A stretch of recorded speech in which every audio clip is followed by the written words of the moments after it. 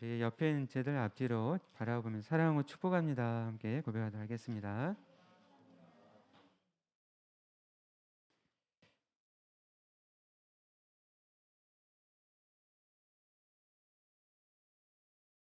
네, 여러분 한 주간에도 잘 보내셨는가요?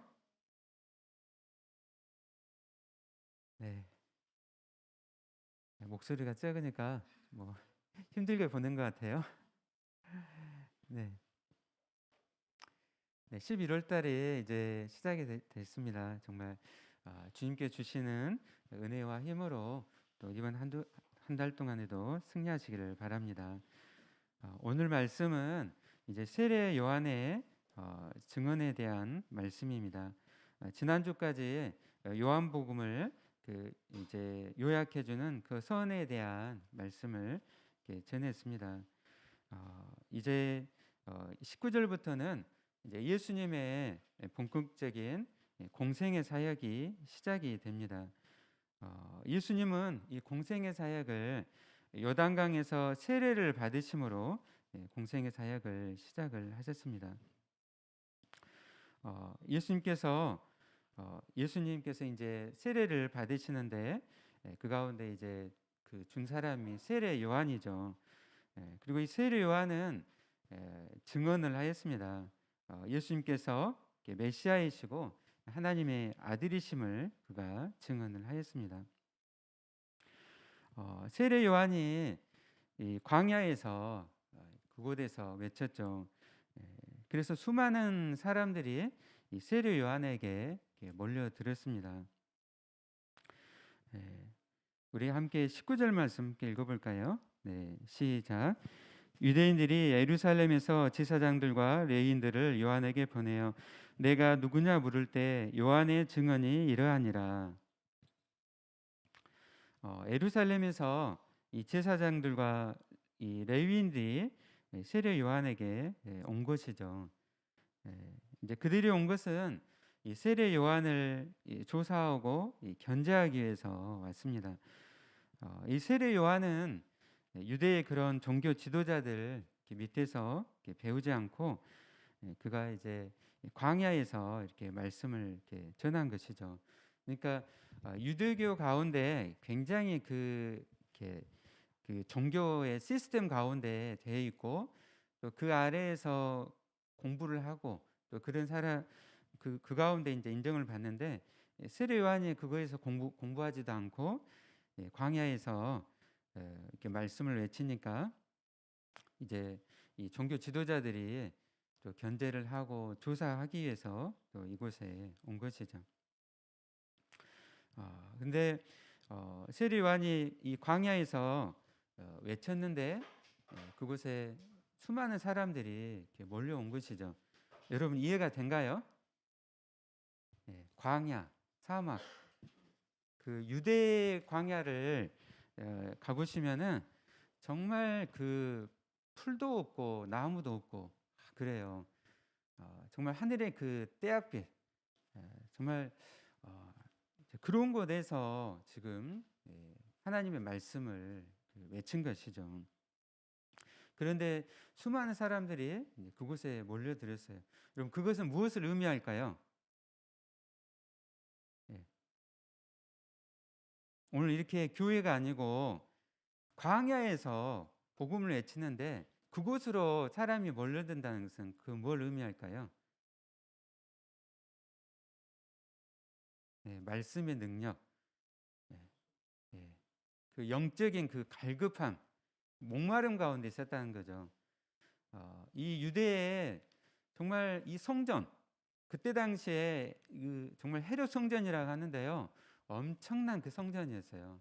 그리고 그곳에서 날마다 아침 저녁으로 드려지는 그 제사들 그리고 그 수많은 그 예배들 또 제사장과 레위인들과 또 종교 지도자들도 많았고 그냥 쉽게 이렇게 접근을 할 수가 있었어요. 그럼에도 불구하고 어떻게 해요?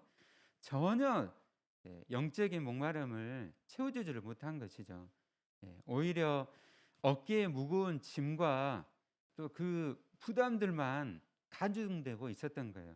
그러니까 일반 이 백성들이 정말 그 많은 예배가 있지만 무거운 그냥 짐으로만 이렇게 다가오고, 그리고 로마의 그런 식민지 아래 있었기 때문에 로마로부터 받는 그런 착취, 그 착취와 또 그 가난, 그리고 이 영적인 그 목마름, 그런 가운데 있었기 때문에 이 세례 요한이 이 광야에서 하나님의 말씀을 전할 때 그곳으로 수많은 사람들이 몰려들게 된 것이죠. 우리 분열 교회가 그냥 교회가 아니라 살아계신 하나님의 말씀을 듣고 정말 우리가 영적으로 깨어나고 각성하고 그 하나님을 만나는 가운데서 정말 우리 심령이 또 새롭게 되는 우리 분열 교회가 되기를 원합니다. 이제 세례 요한에게 와서 이제 물었죠. 내가 누구냐? 여러분은 누구입니까? 예, 여러분에게 물어요. 내가 누구냐? 여러분 자신을 대답할 수 있는가요?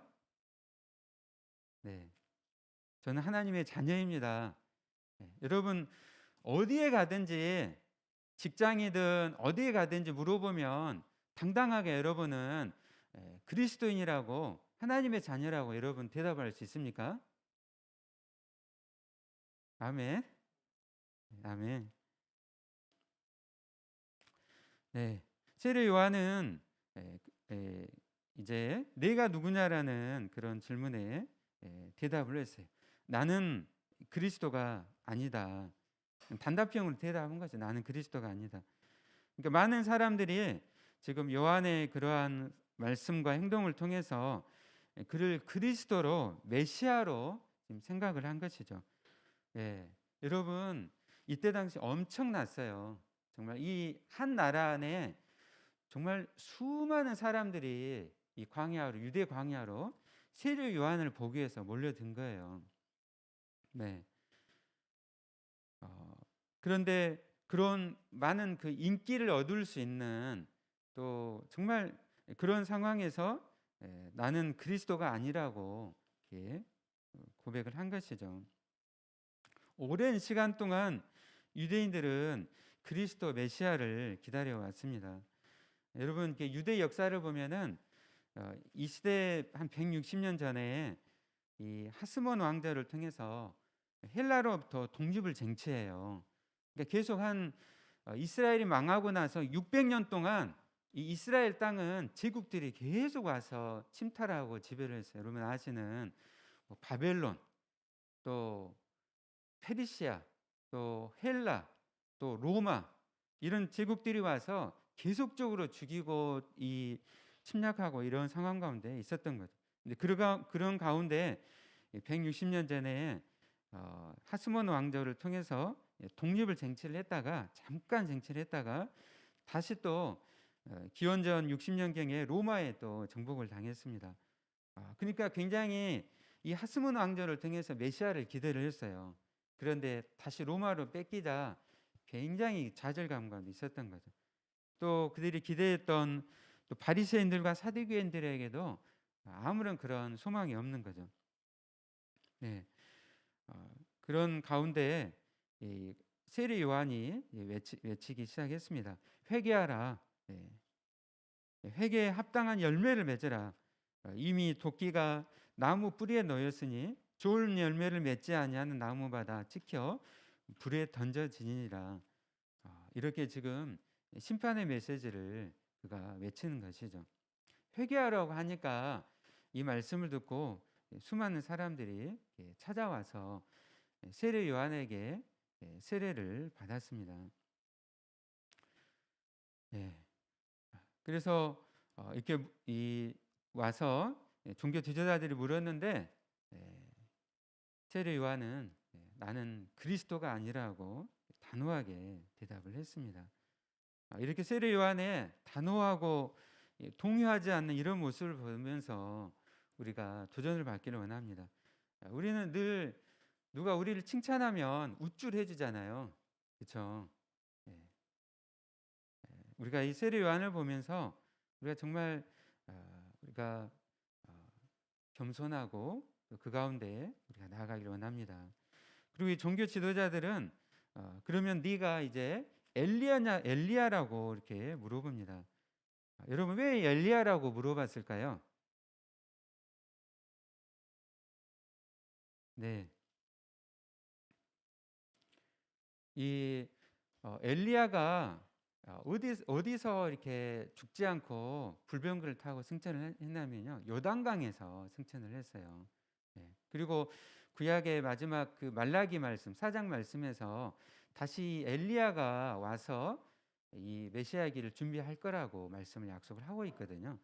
예. 그렇기 때문에 이, 이 세례 요한을 보면서 또 엘리야로 생각했던 사람들이 있었다는 것이죠. 그 세례 요한이 이 광야에서 살 때 어떤 옷을 입었냐면요. 낙타 옷을 입었어요. 낙타 옷. 예. 낙타 옷이 어떻게 생겼을까요? 예, 낙타 타본 사람도 있어요? 낙타? 예, 저희가 이제 신해산에 갔었는데 낙타를 타라 그러더라고요. 이 신해산을 올라가려면은 너무 높고 먼데 낙타 타라고. 근데 그 옆이 다 절벽이다 보니까 좀 겁이 나가지고 낙타를 타지 않고 그냥 걸어서 올라갔어요. 나중에 후회를 했어요. 이 낙타를 탈 걸. 근데 낙타에 많은 그 털들이 있어요. 많은 이렇게 털들이 있는데 그런 이제 가죽을 입은 그런 옷을 입은 거죠. 그리고 허리띠에 가죽들을 띠고 먹는 것은 이 메뚜기와 석청을 메뚜기. 여러분 메뚜기 먹어봤어요? 옛날에 메뚜기 볶아가지고 이제 시골에서 먹었었는데 저희 때만 해도 그 도시락에다가 메뚜기 볶아가지고 도시락을 가져왔어요. 석청은 꿀이죠, 꿀. 예, 그러니까 이 메뚜기와 이 꿀을 먹으면서 광야에서 지낸 거죠.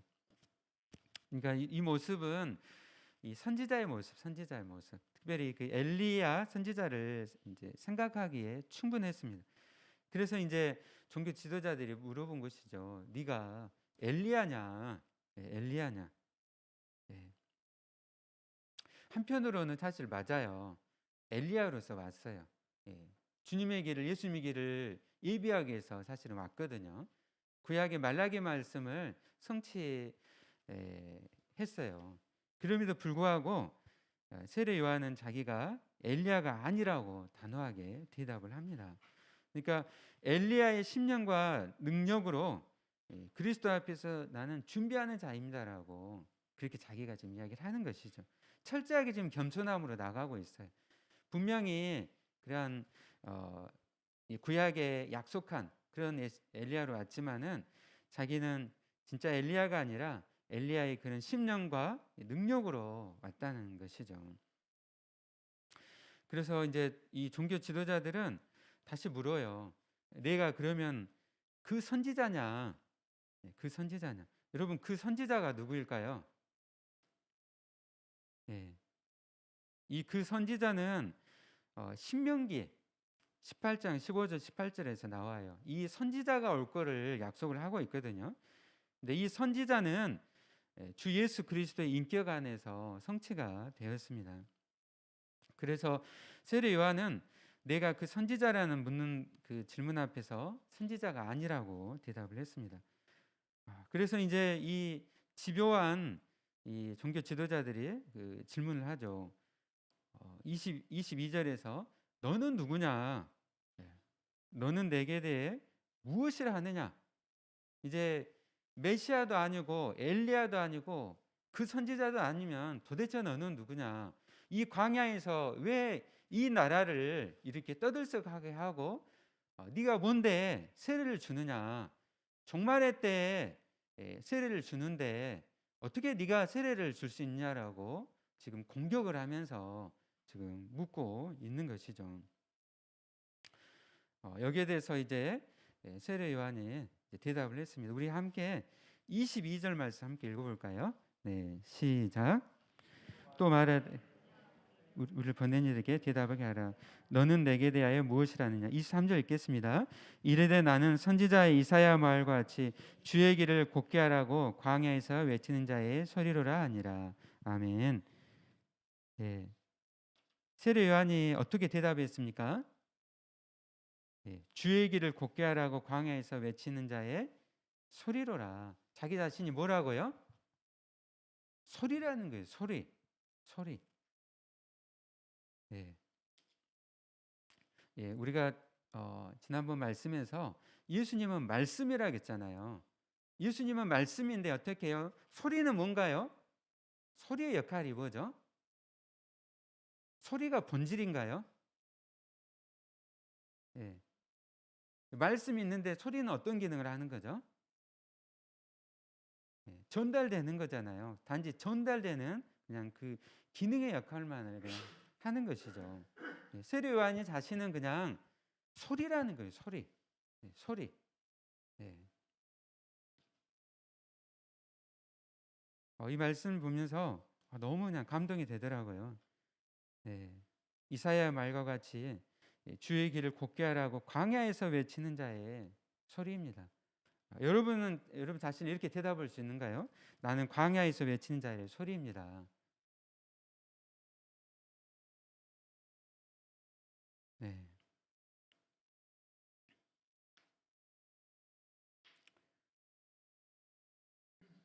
특별히 이 말씀은 이사야서 또 40장 또 3절 말씀에서 이렇게 나옵니다. 외치는 자의 소리여 이르되 너희는 광야에서 여호와의 길을 예비하라. 사막에서 우리 하나님의 대로를 평탄하게 하라.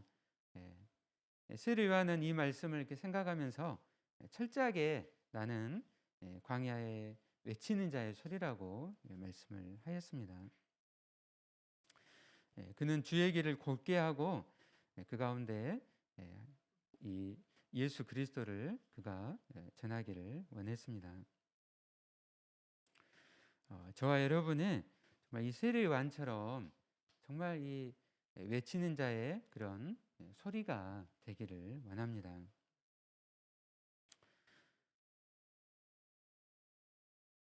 그리고 이제 29절부터 34절 말씀은 이제 세례 요한이 이제 본격적으로 예수님을 증언하는 말씀입니다. 우리 함께 29절 말씀 함께 읽어볼까요?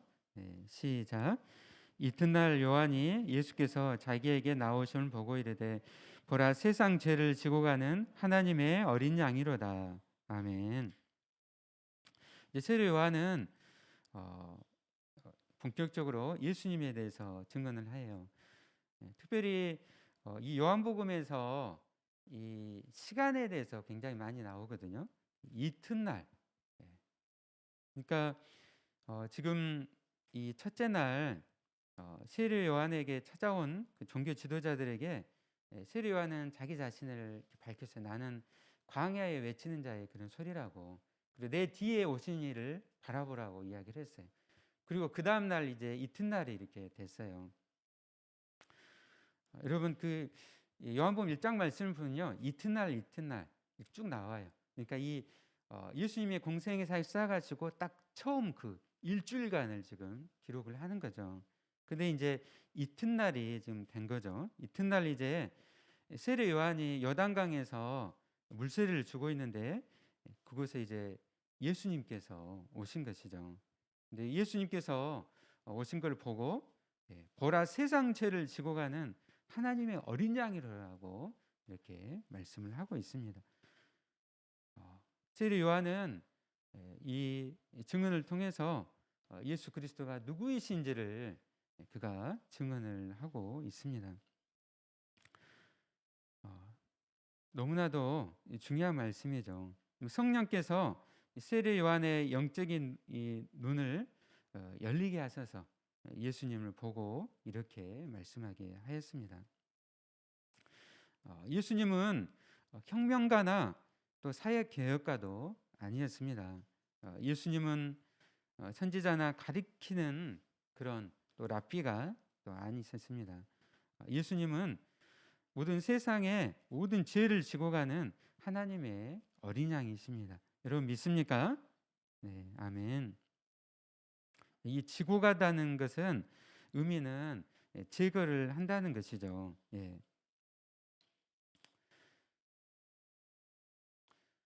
처음에 예수님께서 이렇게 세례 요한에게 이제 세례를 받으러 오시자 이 세례 요한은 당황하면서 거부를 했어요. 우리 마태복음 3장 14절 15절 말씀을 누가 찾아서 한번 읽어주실까요?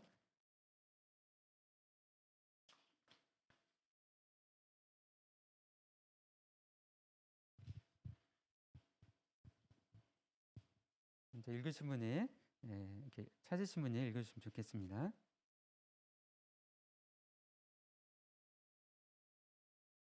마태복음 3장 14, 15절 말씀. 요한이 말로 이르되 내가 당신에게서 세례를 받아야 할 터인데 당신이 내게로 오신나이까. 예수께서 대답하여 이르시되 이제 허락하라. 우리가 이와 같이 하여 모든 일을 이루는 것이 합당하니라 하시니 요한이 허락하는. 네. 처음에는 여기서 보면 어떻게 했어요? 세례 요한이 처음에는 굉장히 당황했어요. 왜냐하면 메시아이신 예수님께서 자신에게 세례를 받으러 왔기 때문에 이 세례는 이렇게 죄인들에게 이렇게 주는 건데 예수님께서 세례를 받으셨기 때문에 굉장히 당황을 하고 거부를 한 것이죠. 근데 예수님께서 이것을 허락하라. 그래서 모든 의를 이루는 것이 합당하다고 말씀을 하셨습니다. 그래서 세례 요한이 이제 허락을 한 것이죠. 여러분, 왜 예수님께서 세례를 받으셨을까요? 네. 예수님은 죄가 없으시기 때문에 세례를 받으실 필요가 없으시잖아요. 근데 왜 세례를 받으셨을까요? 네, 저희가 읽었던 29절 말씀에서 세례 요한이 이렇게 예수님 보고 말씀하죠. 보라, 세상 죄를 지고 가는 하나님의 어린 양이로다.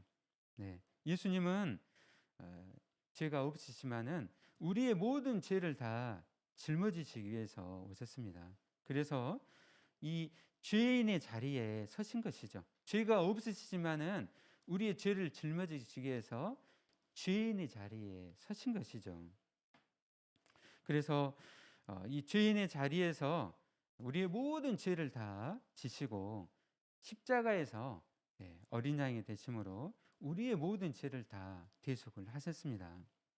이것이 바로 예수님께서 이 땅에 오신 목적이죠. 여러분, 교회가 왜 존재할까요? 교회가 존재하는 목적이 무엇입니까?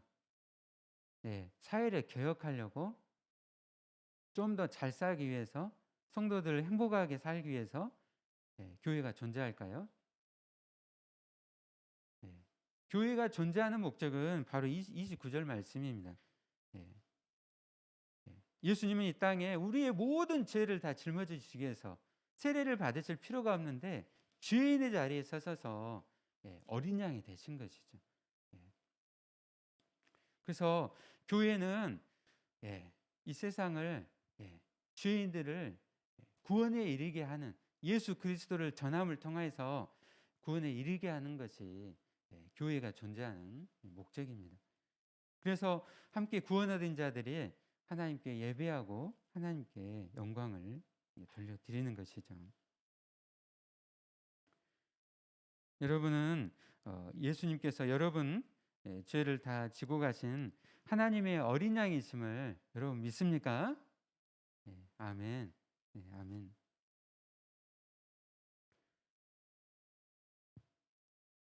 예수님의 이 어린 양으로서 이 사역은 그래서 구약에서부터 미리서 예표가 됐어요.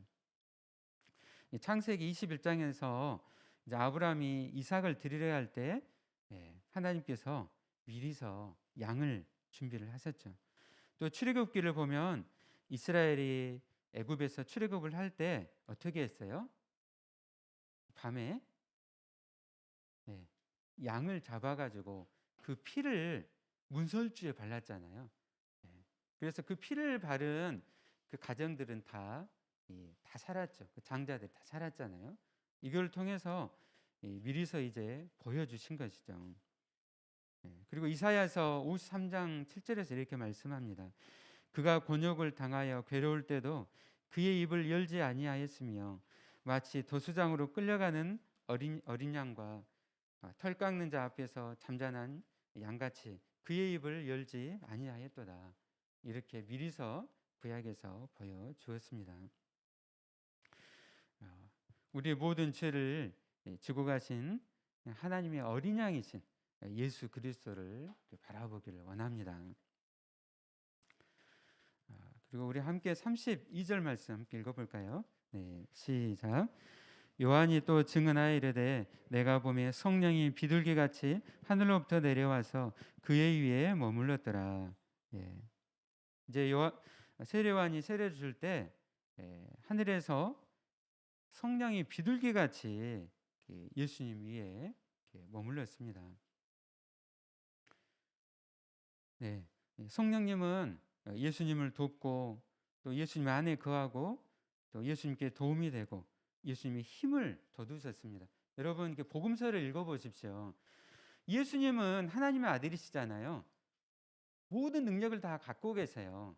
그럼에도 불구하고 성령님으로부터 도움을 얻으셨어요. 네.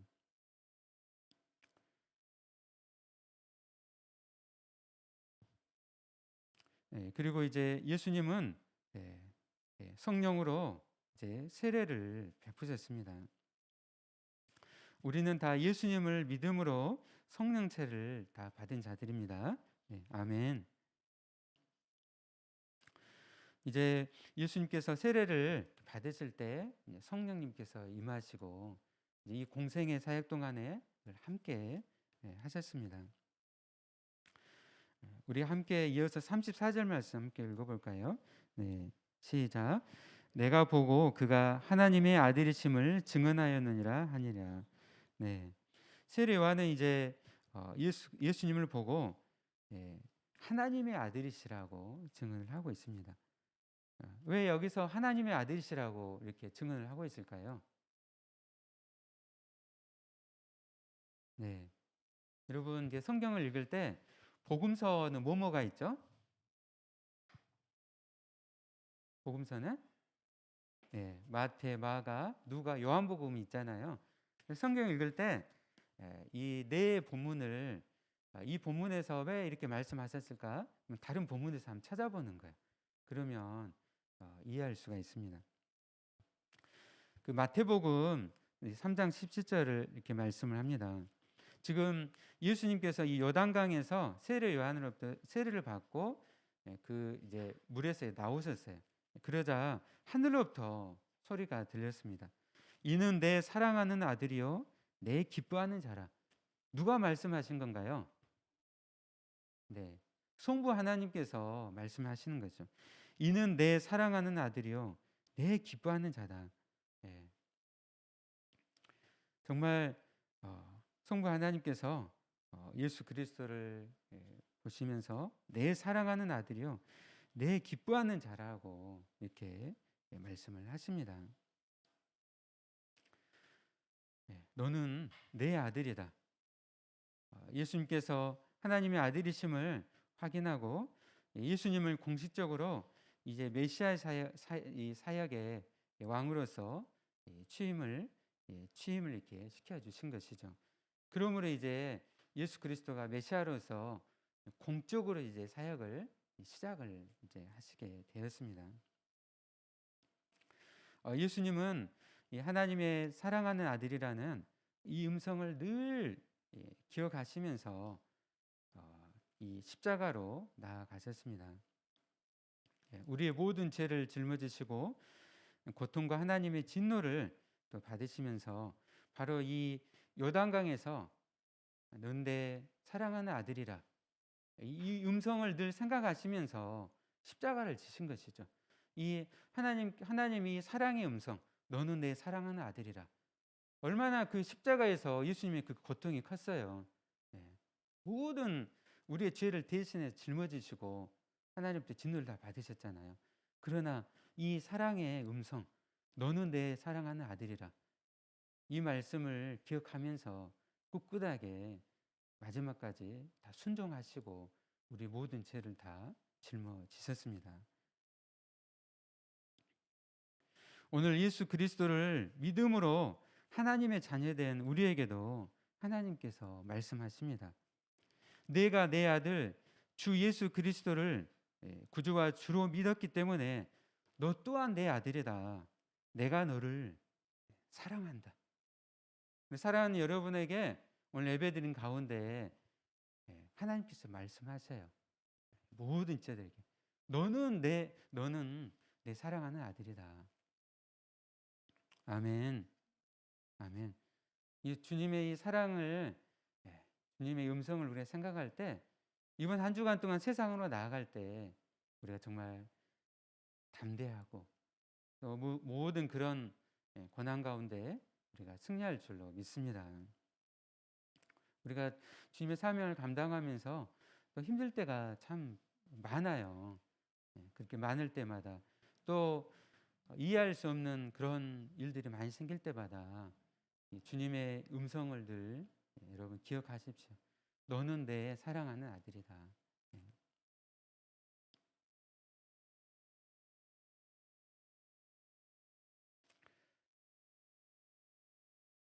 오늘 말씀을 이제 마치도록 하겠습니다. 오늘 세례 요한의 이러한 증언을 통해서 오늘 이 말씀은 그때 당시에 주셨던 말씀일 뿐만 아니라 오늘 예배드리는 저와 여러분이 주시는 하나님의 사랑의 음성인 줄로 믿습니다.